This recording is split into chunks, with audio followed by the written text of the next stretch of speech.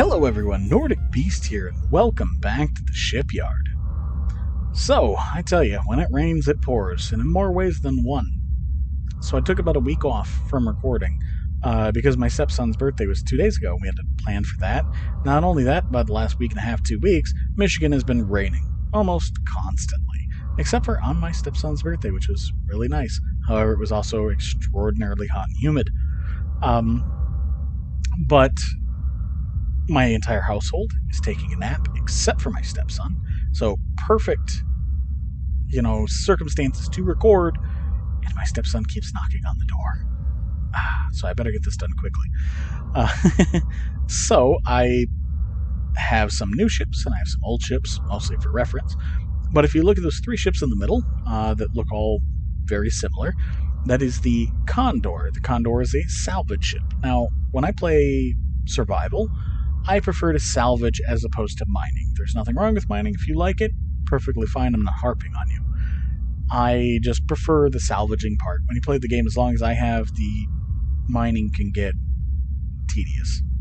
Some of the few mods that I will pick up from time to time when playing survival, I will spawn crash spaceships or planetary outposts and things like that won't actually shoot at you and kill you.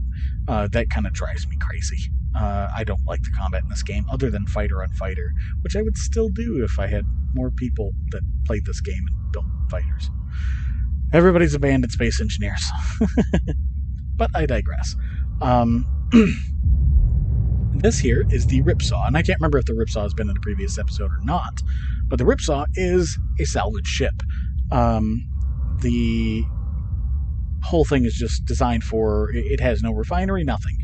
Just assemblers meant to disassemble the components that you grind down and then disassemble them back into their base ingots to be able to build whatever you want. And this one originally didn't have this, but the last time Fifth and I played before I moved to where I live now, I added this little section up here, and you could put in a couple of drones that are small enough to fit through these doors, and they have a landing gear on it to be able to hold themselves in place in the docking bay, or in the hangar rather, as well as to be able to hold whatever object you want to salvage. Now, I don't have a blueprint of them currently. I will have to rebuild them at some point, as I do with many of my things. But the idea was the little drones would hold on to the object, and then you use the grinders on front here to grind down whatever. And then when there was only a little bit left, you could use your hand grinders.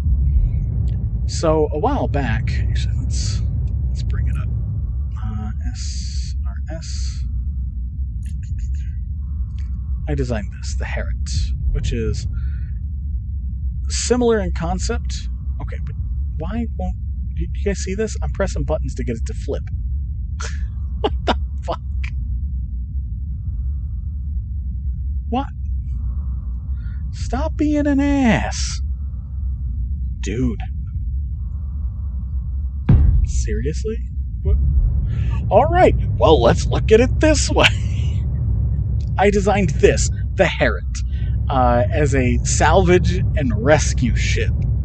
And you notice it has a little docking, not docking, but a landing gear on the bottom to be able to grab an object, to hold it.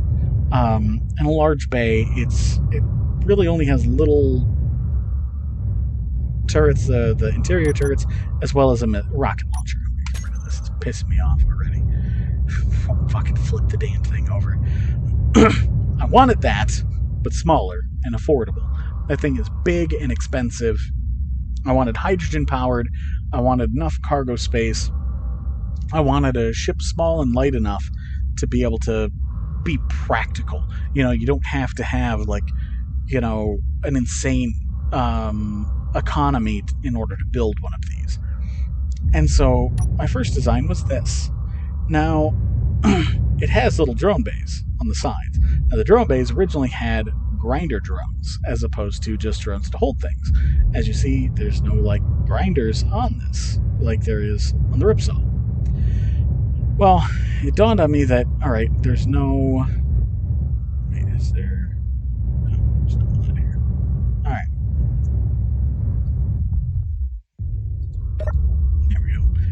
as you see, there's no connector or anything in here. Literally, it'd just be coming in here to dock.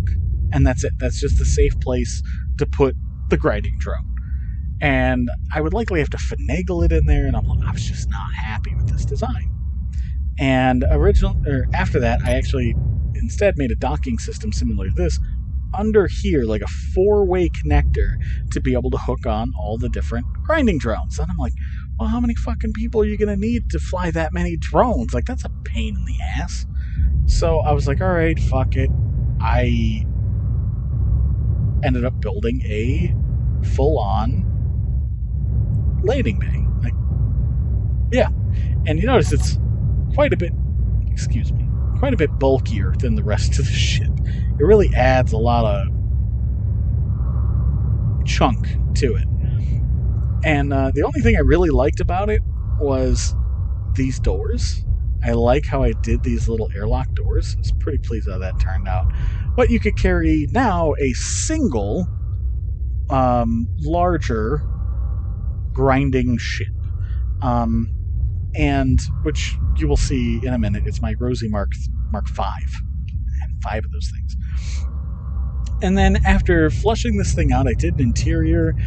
I was just like, I must have spent 2 hours building this and the interior, and then I just went back to the drawing board. I went back to this. I'm like, no, I gotta figure it out. So finally, using that, I flushed it out to this. This is the final version. I cut out this section, and I can just put the ship I designed, the grinding ship, right in here. It's not a combat ship, so who cares if it's exposed? So, I mean, yes, it's exposed to fire, but if you're in combat, you're not using the ship correctly. So, the idea now is that this ship, you do have your landing leg on the bottom, so the main ship itself can hold on to what you're grinding, and then you have your 2 small Rosies to come out and grind it down. They are not actually on the workshop yet. I will just have a base version for the workshop. The versions here are specifically designed for this one. Now, the only difference is how they are named. So, let's boop, and boop, boop, boop. Yeah. Nope, and 7. There. No? There we go, yeah. So, as you notice, it says Rosie Mark V O2, because it's meant to go to the O2 docking bay. Here we go. Okay, we'll bag it up. Super easy. So then you want to shut everything off before you press B.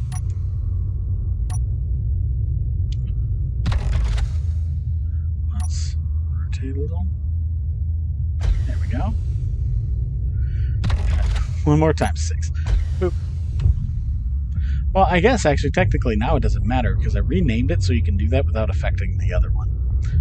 So yeah, there's 02 and then 01 is on the opposite side. But what's really cool is, all right, now you've docked and you're removing everything, you're disassembling. You can just literally walk right into the ship. Or once you're in here, you can just walk right out onto your little grinding ship and off you go, which I think is just a great feature. So a quick interior run around. You have your airlocks, obviously. On either side, you have your gyros and your reactors. Now, the reactors, it's funny, you can actually reach them here. Now, this is the rear engineering area. I would rather be able to reach this than have it all closed off, so I added all this. But even if there's a breach back there, I'll just close it, which is sweet. And actually, we have 2 doors. It's also cool that you can reach the jump drive this way, too, if it takes damage. Come up here. You have a bridge. You actually have a pretty decent view out of it. Except for on the right side, because there's an antenna. Yep. I'm going to drop down here. Wee, boop. Show you the 4 area. We have 3 near identical rooms. The 2 rear have windows that look back. And yeah, just bed, bathroom, cargo area, like your personal storage areas. And then you have a desk. And then there's another one up here. And this one doesn't have windows. I mean, it's got the side windows, sure, but it doesn't have one to a docking area. So this one's slightly smaller. We have like a mez common area. You have a kitchen. You have a nice little couch. I can't want to say bench. What's wrong with me? Then up front, we have a hydrogen engine. That's for emergencies only. And then your survival kit. And that's it. Very straightforward. Actually, hold on now. 600,000 kilograms. I thought it was 800,000. Dude, this thing is so lightweight, so inexpensive to build. In total, you have 4 assemblers, all fully upgraded for speed here up front, for disassembly. Here, let me fix this here. Boop. There we go. And so, yeah, this is on the workshop. Like I said, Rosy Mark V will be on the workshop soon as a base model, not 01 or 02. So, next up, we have this guy here. This is literally named Shuttle. So I actually posted this. This is another one that was really meant for my father-in-law. He loves his transport ships that can carry stuff. And that's exactly what this does. Very inexpensive. It does have a jump drive. Runs on 4 reactors. Which, by the way, the Condor runs on 6. But that's because it actually has like the assemblers and everything to run internally. But this, I realized something earlier when I was looking at it, is meant for one person, but I made all this interior for like a multi-crew, but there's only one room. This is a little engineering area. There's their 4 reactors. Where is that jump truck? I think it's on the opposite side. Yeah, it's over there. Boop. Fly up here. So we got a little medical machine here. We have our survival kit and a single person room. Yep. And a nice view out of this too. I like it. But yeah, very simple. It has 1 large cargo container and 2 large hydrogen tanks. And really that's about it. You know, it's a simple ship. There's not meant to be a whole lot to it. Now, originally I had made one more space shuttle looking, and the lower blocks here had a wing that came out and then a vertical tail on each side. But it was much heavier. This is much lighter. It kind of has like a retro, 1950s look about it, which I like. This is on the workshop. You can feel free to download it. Just a bare bones transport. That's all it is, which is something I really enjoy doing. I hate having to work on such a big ass economy to build anything in this game. So I like to make everything economy class vehicles. All right. So next up, we have this little guy, gal, whatever.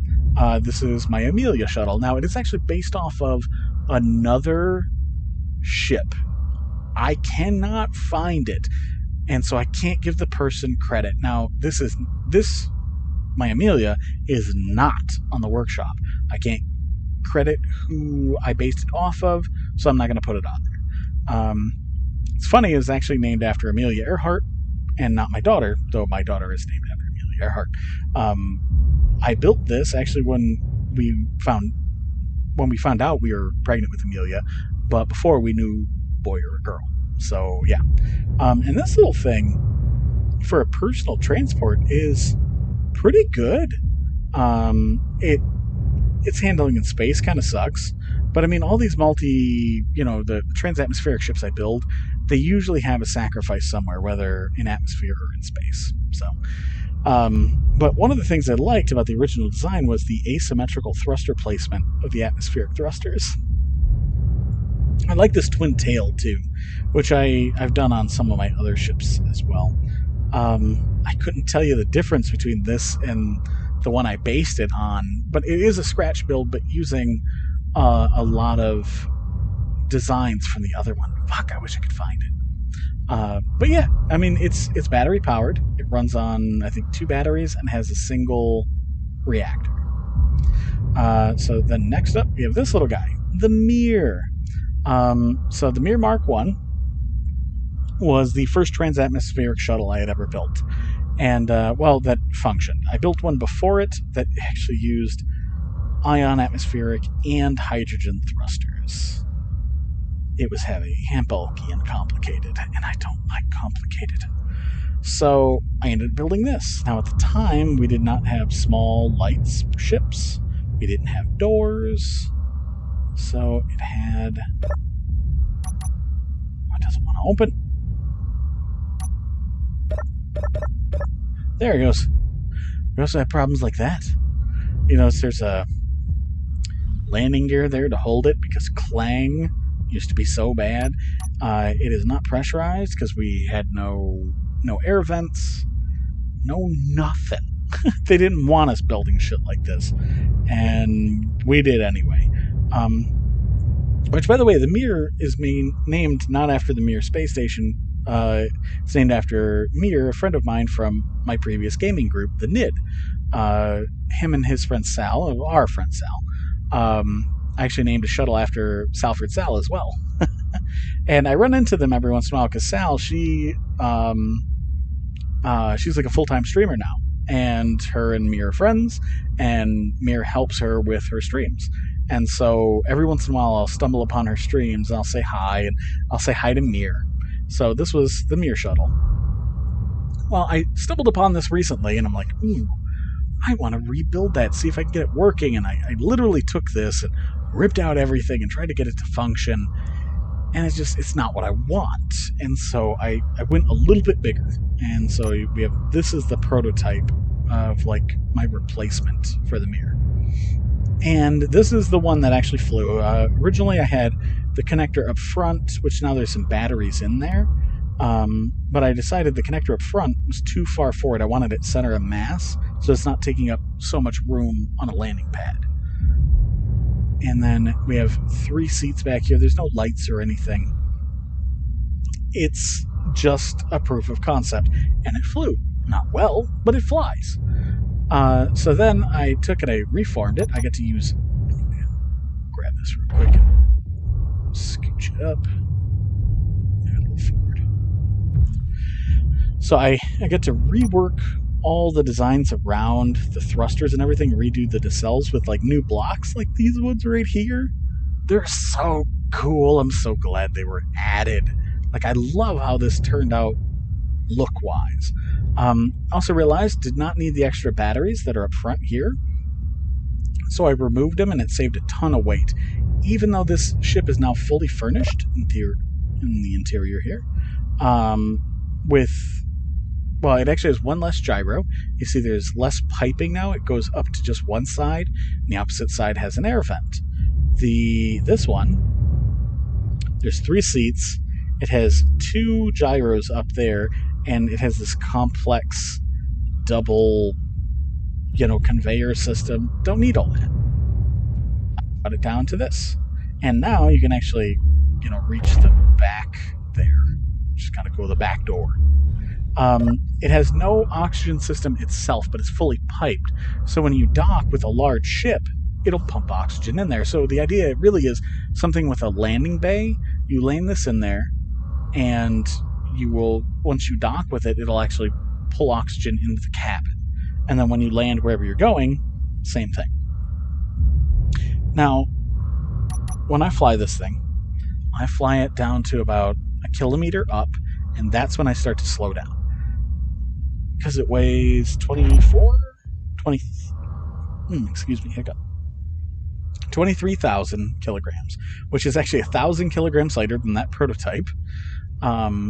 So yeah, about 1 kilometer up, you slow down, because you only have 4 atmospheric thrusters. So you begin to slow down, and you can land. When you take off, you actually have to, let's say the ship here is your horizontal plane, you have to angle it like this and use both forward and up and rear thrusters like this in order to take off from a planet. Once you reach 5.5 to 6 kilometers, your ion thrusters will have enough thrust to just go vertical, and off you go. Now, you don't have a long period of time, as you see, about 20 minutes on full thrust. That's more than enough, and especially at that point, if you use override on your thrusters, which I don't have keyed up, and I should, so I will have to add that, then this thing will be able to ride from a planet up to space, no problem. But it's not meant to go far, and it's not meant to carry much. It is only meant to carry people. And this version only has 2 seats, just so you can actually get in. But if you want to add a 3rd seat, you can. You just have no standing space once you get in. Not like you really need it necessarily, but I do like having this, because then you can hop in a seat and hop right back out without being ejected from the spaceship. And so eventually I named this thing the Bullfrog, because I wanted to name it like something like Puddle Jumper, but I didn't want to be like, hey, you're just making a Stargate reference. And so I'm like, Puddle Jumper. What about a frog? Bullfrog. And it does kind of look bullfrogish. So it works out. Just need to paint it green. It'll be fine. Yep. So lastly are these 2 guys here. This is the first one I made. It was basically trying to make a hydrogen-powered ship as tiny as possible. Kind of like my old Z-Gub, which stood for Zero-Gravity Utility Bike. Except for this has a enclosed cockpit, a connector, so you can actually load up a space station or a ship or whatever with these things to be able to get around if need be. They still eat through hydrogen pretty quickly, even with only a single thruster in each direction. It has 2 small hydrogen tanks, and that's it. But it functions. It actually works. Then I use the same concept for this. This thing is not fleshed out. As cargo transfer. You just use one of these to, say I'm up here with my salvage ship here, and I have a base down on the planet, on the moon. Well, I can send this thing down to, drop cargo off or whatever. It's hydrogen powered and has lots of thrust, so it can actually carry a fair amount down. So, yep.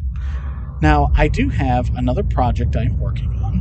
In the comments of the last episode, it was mentioned that I should make something like the Australian, was it the road train? I think it was called.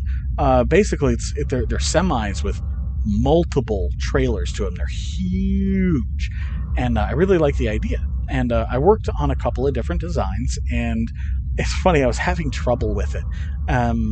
And so I brought it up to my friend Izzy, and Izzy was like, well, you can try this, or you can try this, and then he started working on it. So he is actually working on his as well, and when it's done, I want to be able to showcase both. So I do have that in the works as well, and that'll probably be the next one, or maybe the one after that, depending. So, well, I hope you guys enjoyed, and if you did, please hit that like button. And if you have any suggestions, please mention them down in the comments below.